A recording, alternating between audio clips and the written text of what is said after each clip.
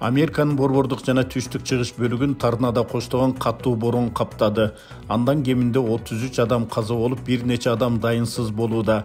Жалпысынан 250 миңден ашык турак жай электр жарыксыз калган. Оклахома, Канзас жана Арканзас штаттары эң көп жабыркады. Табият кырсыгы чаңдуу борон менен коштолууда. Айрым адамдардын өлүмүнө жол жакшы көрүнбөгөндүктөн автоунаалардын кагышып кеткени себеп болгон. Канзас штатындагы мына ушундай жол кырсыгынан Кыргызстандын 25 жаштагы жараны да каза болгон. Чикаго шаарындагы башкы консулдук маркумдун жакындары менен байланышып, сөөктү мекенине жеткирүүчө иштери жүргүзүлүп жаткандыгын кабарлады.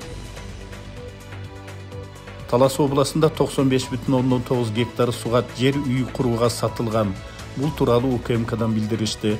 Маалыматка ылайык Бакай Ата районунун атка минерлери 2009-2024 жылдар аралыгында жалпы 163 жер тилкесин саткан.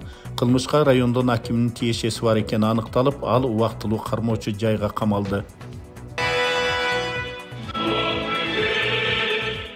Маданият, маалымат, спорт жана жаштар саясаты министрлиги Кыргызстандын жаңы гимнин иштеп чыгуу сынак алкагында арыздарды кабыл алууну улантууда.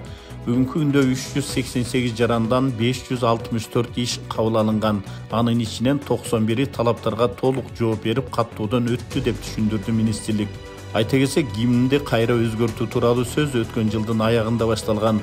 Октябрь айында Жогорку Кеңештин төрагасы Нурланбек Тургунбек уулу азыркы гимнди аткаруу кыйын экенин айтып, жаңы гимн кабыл алуу зарылдыгын билдирген. Кийин бул идеяны өлкөнүн президенти да колдогон. Osman Airlines мамлекеттик авиакомпаниясы быйыл жайда 3 багыт боюнча жаңы каттамдарды ачат.